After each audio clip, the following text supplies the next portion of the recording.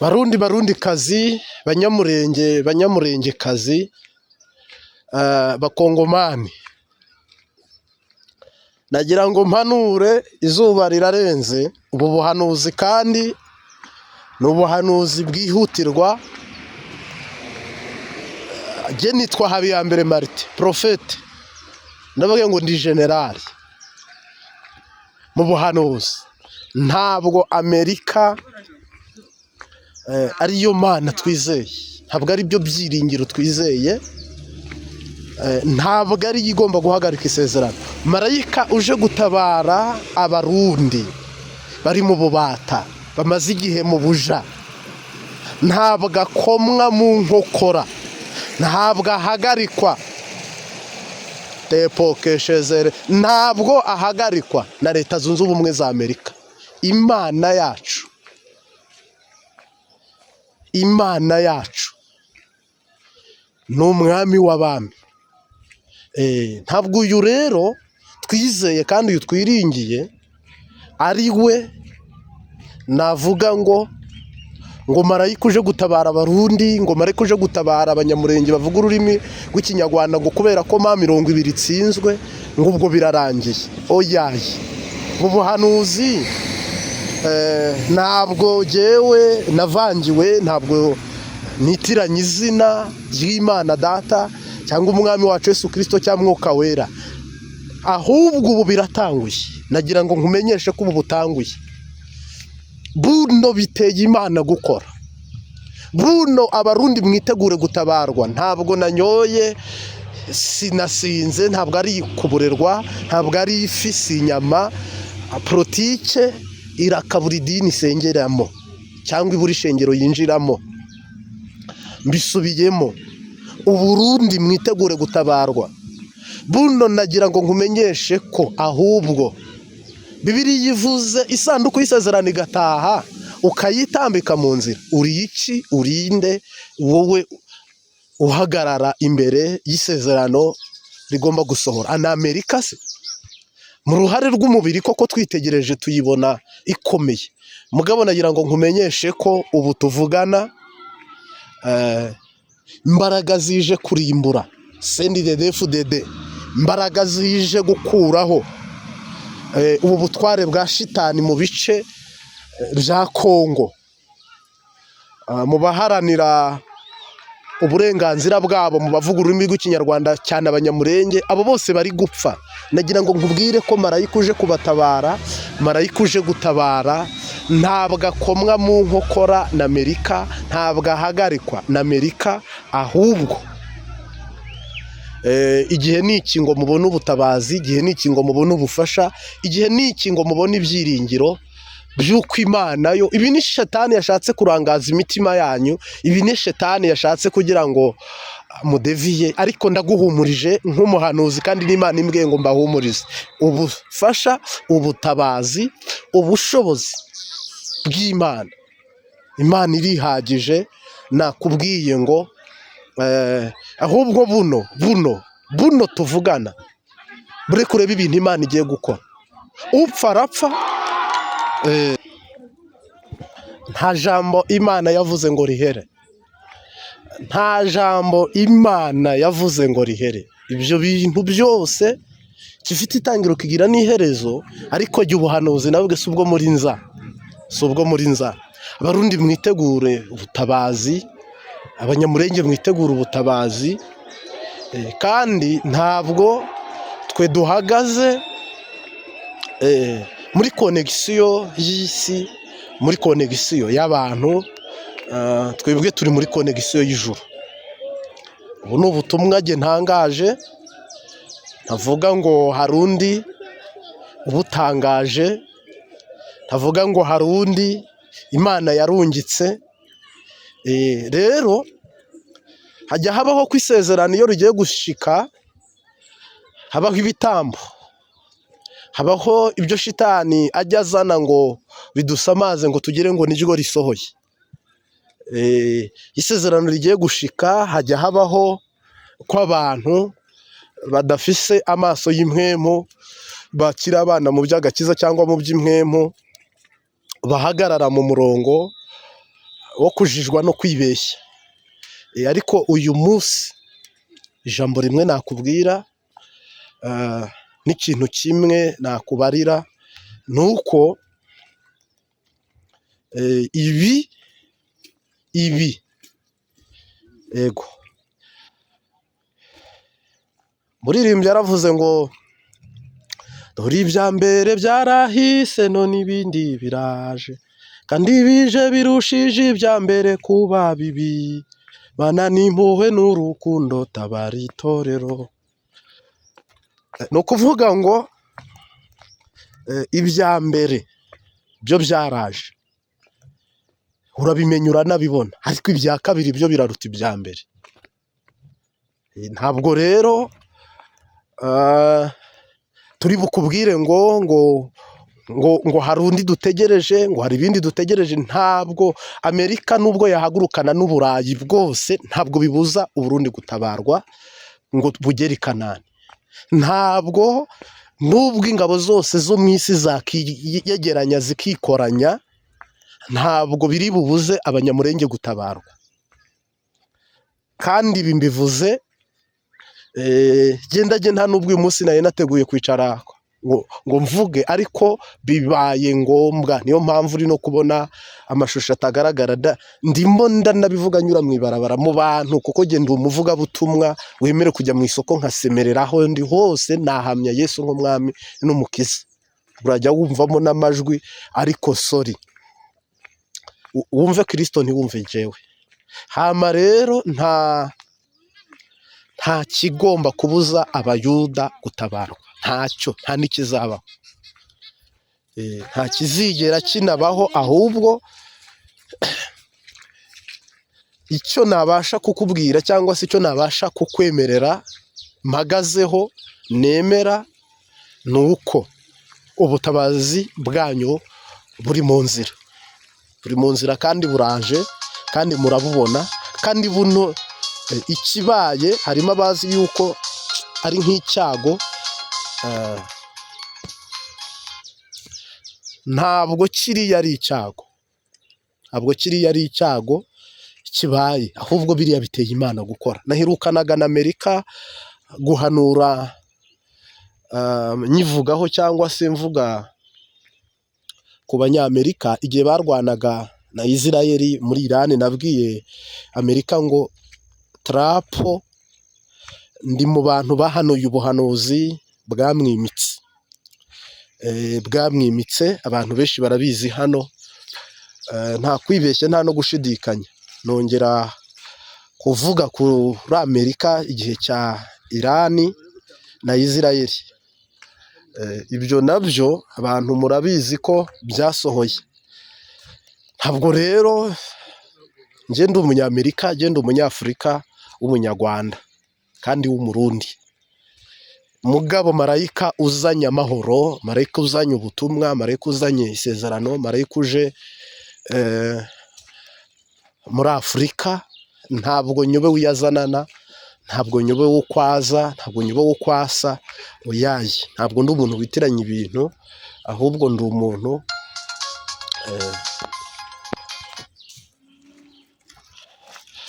umuntu ureba ikintu kandi nkitegereza, narangiza nkakubwira ngo iki kirabaye. Sasa rero mbwira umuntu wari usanzwe akurikira ubutumwa bwiza ku Mbabazi TV gatatu, ndagusaba ashimitse, ibi ntibigusamaze, ibi ntibikurangaze, ibi kandi ntibitume wangirika mu bwonko cyangwa mu mutwe, ahubwo biguhe guhagarara udatsinzwe n'uburiganya bwa Shetani. Koko ibyiringiro mbazaniye n'iby'Imana yampaye, ubutumwa mbazaniye n'ubw'Imana impaye kandi ntungikanye ngo mbazanire. Sasa rero ntihagire umuntu n'umwe uteshuka ngo ave mu murongo. Abataramyi b'abantu bari kuri kamera y'ijuru bari kureba ubutabazi aho bugeze, b'abanyemwemu, b'abahanuzi, ab'inginzi, twe turi ku kirago, abari mu butayu, bari mu rusengero, abari mu cyumba cy'amasengesho, abari mu ibarabara, twe duhuje umugambi wo kwakira ubuyobozi bushya mu Burundi, kwakira ubuyobozi bushya mu bice bya Kongo, bwiza bw'umugisha. Naho ibyo kuvuga ngo Tshisekedi azihana na Wazalendo yihane, ibyo ntibishoboka. Byo kuvuga ngo Neva azihana, ngo Badede bihane, ibyo nabyo ntibishoboka. Ahubwo abantu bari tayari, bari tantife kwakira mesaje y'Imana. Hagira umuntu rero uteshuka, ntagira umuntu urangara, mugumemo. Ndagerageza nanjye uko uhoraho arashoboza, turayaga. Ndaguhaye ikaze, hari ubutumwa bwihutirwa twifuza ko wakumviriza cyangwa twifuza ko wamenya. Gutsindwa kwa M23 ntabwo ariko kurasi ugutsindwa, ndetse nta nubwo Burundi butsinze, nta nubwo Kongo itsinze. Ibyo ngibyo twese twabivuga nk'ihame. Amerika ni umupolisi w'isi, yenda politike. Umwe yaravuze ngo politike ni umukino, kandi koko ni game. Niyo mpamvu nababwiye ngo ntabwo nzigira mba umunyepolitike. Ni nayo mpamvu na Yesu mu ivugabutumwa ryiwe yagiye abitandukanye, arababwira ngo Kayizari ni Kayizari, Imana ni Imana. Abarundi bifuje kenshi ko naba umwe mu bashyigikiye politiki ya CNDD-FDD, ariko ndabyanga. Ndetse n'abandi bose n'ejo nabisubiyemo ndababwira ngo ngewe ntabwo ndi intumwa ya FPR, ntabwo ndi intumwa y'umuntu, ariko ndi intumwa y'umwami wacu Yesu Kristo. Sasa rero ngarutse kuri ibi bikurikira. Twumvise inkuru idasanzwe ngo M23 irekuye Uvira. Ubundi Uvira ni yande? Uvira kubera iki yenda basubiye inyuma? Ibyo ni uburenganzira bwabo. Bibiliya iravuga ngo hahirwa abiringira Uwiteka, ngo abo bameze nk'umusozi wa Siyoni utabashika kunyeganyezwa, ngo ahubwo uhora uhamye. Uko imisozi igose Yerusalemu, ngo niko uhoraho agota abantu biwe. Uyu munsi wa none ibyiringiro by'abarundi, hari abarundi bizeye Red Tabara. Nibyo koko rwose ko Red Tabara na niyo mbare bashobora kubacungura. Hari abarundi biringiye ko M23 harimo ubutabazi bushobora kubatabara. Nibyo koko naho burimo bushobora kubatabara, koko murarushye, abandi baba mu makambi babayeho nabi. Hari n'abarundi bizeye ko u Rwanda rushobora kubabohora. Sava, nibyo. Hari n'abarundi bizeye Generali Bunyoni nubwo ari muri gereza ko hari ikimana yamukoresha. Hari n'abarundi bizeye ko Agatorwasa, ko nawe rwose Imana ishobora kumukoresha. Ntago mwibeshye. Hari n'abarundi bizeye ko Evariste Ndayishimiye bwakira cyangwa bugacya ukumva inkuru ikubwira ngo ntakiri perezida w'u Burundi. Uyu munsi wa none hari gutegurwa perezida nk'umwami Dawidi ugomba kumusimbura. Ni ukuvuga rero nka Amerika yo nk'umupolisi w'isi, usibye na M23 n'Uburusiya Amerika ibwitendekaho, usibye na M23 n'Ubushinwa Amerika ibwitendekaho. Nta muperezida n'umwe muri Amerika nako muri Afurika Amerika idafiteho ijambo. Ubwo rero kandi M23 politike ni umukino, ndetse twanavuga ngo irakabura idini cyangwa irakabura ishengero yakinjiramo. Ni igitutsi tugitutsi. Ntikwiye kuba mu rusengero koko ariyo twizeye, nkuko hasi nari mbigarutseho, cyangwa se ari abantu twizeye. Twari dukwiye kuba tuvuga ngo ibyiringiro byacu bibaye ipfabusa. Uyu munsi wa none rero ngewe ndaguhumurije nk'umuhanuzi, ndaguhumurije nka profete, ndaguhumurije nk'intumwa. Nta kibuza abayuda gutabarwa, nta kibuza abayuda gutabarwa. Bariya bose navuze mugomba kwiringira, n'imitwe na opozisiyo n'abandi bantu b'abakotereta batemera ibya neva, ndetse na jyewe Imana yahishuriye ibanga ikambwira ngo Evariste Ndayishimiye yavuyeho rwose pe, inzira z'Imana zirenga igihumbi. Ariko umwanditsi yaravuze ngo isi ishobora kuvaho n'ijuru rikavaho, ariko uwizera we azabona amasezerano. Sipoza rero ko ibyo byose nubwo bibaye uko ukanabibona uko, ngenda guhumurije ubuhanuzi Imana yampaye nubwo kwizerwa, kandi Imana niyo kwizerwa no kwiringirwa, ntabwo iyo ibuze amaboko ngo emuveti turuwa ko itabandanyije ngo Imana irananiwe, ngo emuveti turuwa ko itsinzwe ngo ubwo Imana iratsinzwe, ngo cyangwa ngo ubwo neva agumye ko oyaye. Ntabwo Imana kujyaho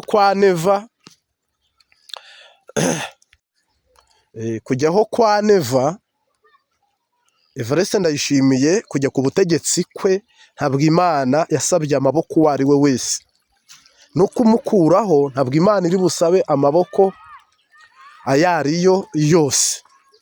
Bityo rero natwe inaduha kubihanura cyangwa kubivuga, ntabwo twashingiye kuri iyo mitwe. Kandi n'ubushije niba mukurikira Imbabazi TV gatatu, narabibabwiye ngo Red Tabara, M20 n'abandi ntabwo ariho twubakiye ko gutembagara no guhirima no gusenyuka kwa CNDD-FDD, ntabwo ariho twavuga ngo niho ibyo byiringiro byacu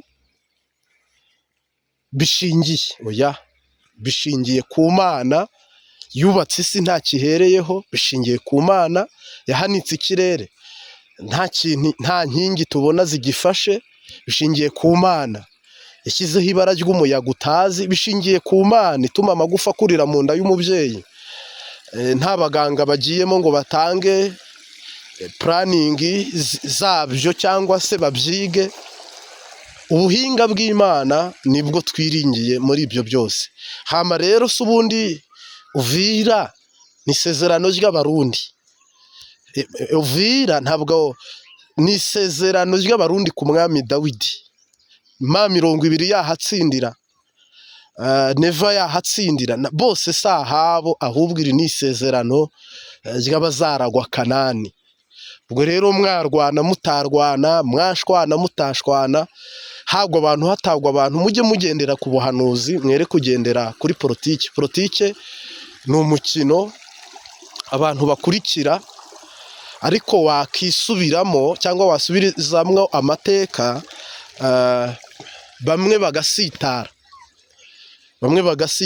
Ntabwo mvuze ko abanyamurenge cyangwa se abaharanira ururimi ubwigenge bw'ubwoko bwabo bavuga ururimi rw'Ikinyarwanda muri Kongo, njye nemeje mpamya ko rwose bariho kandi bagowe, kandi kujyaho kwa M20 ikayobora hariya nta gihombo mbifitemo, inyungu nyifite ko ipfa uzahagarara. Ubwo washobora kubihagarika wese, Imana ibimuhaye umugisha w'uko icyo kintu akigeraho. Sasa rero mbwire umuntu udukurikiye cyangwa uri kutwumva ngo gutabarwa kurabonetse, ahubwo mwe mureke tuvuge ngo ubuhanuzi Imana yari yatubwiye bw'akajagari, akavuyo, bw'amasasu, twizere ko hari ubuhanuzi bwasohoye. Noneho icyo gihe nihabaho ko twizeye ko hari ubuhanuzi bwasohoye kandi Imana yivugiye y'ubwayo, biraduha amahirwe n'icyizere cy'uko turi bwinjire muri sitepu ya kabiri cyangwa rawundi ya kabiri cyangwa igice cya kabiri, noneho cyo kwakira ubwami bushya no kwimura ubwami. Koko ikimenyetso cya nyuma ni iki twari turimo, icyo kirasohoye. Ikimenyetso cya nyuma navuga, nta muntu wabijyaho impaka, Imana yari yabivuze, ni aka kajagari kibonekeje kandi kanabandanya. Ntabwo Uburundi ntabwo bwatsinze, Kongo ntiyatsinze, nta nubwo u Rwanda rwatsinze, ahubwo habayeho umwe ufise inkomezi, ari we Munyamerika wavuze ngo mwese mushyire intwaro hasi. wafata ijambo, afata intego. Ntabwo rero hari n'umwe ufite itsinzi y'ibyo ni M20, ariko yo wasanga M23 inashaka kwigerera hejuru ikagira ijambo muri Amerika. Ni umutwe ushakisha uburyo ki wagira ijambo muri Amerika, bityo ko barwanye bakagaragaza ko babishoboye, politike yabo ishobora guhita ihinduka rero ikabwira abantu ngo turemera neza ko uyu mutwe hakwiye kubaho ibiganiro, imbaraga zawo twazibonye, ubushobozi bwawo twabubonye. Muri politike yabo rero ntushobora kumenya nabo icyo watumye biba, icyatumye basokora, icyatumye ahanini bo bakeneye ibiyago cyangwa se ibiganiro, kuko bari barabibuze kandi barabyifuza kandi barabishaka kandi barabikeneye kandi birumvikana. Ibyo bintu rero ntabwo ushobora kuvuga ngo wamenya ibyo ari byo, ntabwo ushaka kuvuga rwose ngo wamenya ibyo ari byo, kuko niwitegereza uraza gusanga itsinzi bayifite 100%. Nta muntu ubahagarika, nta muntu ubakumira. N'ibi ngibi bo bavuyemo cyangwa se barimo ni uburenganzira bwabo. Nanone nta nubwo bavuze ngo tweguye ibirenge turirutse kubera ko Amerika yaturashe, oya, ahubwo bo bakeneye diplomasi mu bijyanye n'ububanyi n'amahanga muri bo n'intware rusange y'i Kongo.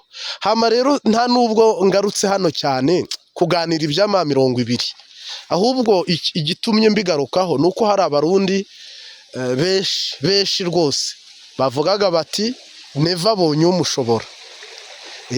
Ubu tuvuge ko nawe M20 igiye kutubera igisubizo, nicyo gitumye ubundi nanayitindaho. Mu busanzwe jewe ntabwo nje kuyivuga cyangwa kuyamamaza, ariko ahubwo nuko nzi neza ko hari abantu benshi rwose bavugaga bati igiye guhita yambuka ijya i Burundi, ihiri ku butegetsi, bityo natwe turonke amahoro cyangwa se tubohoze cyangwa se ibohoze igihugu.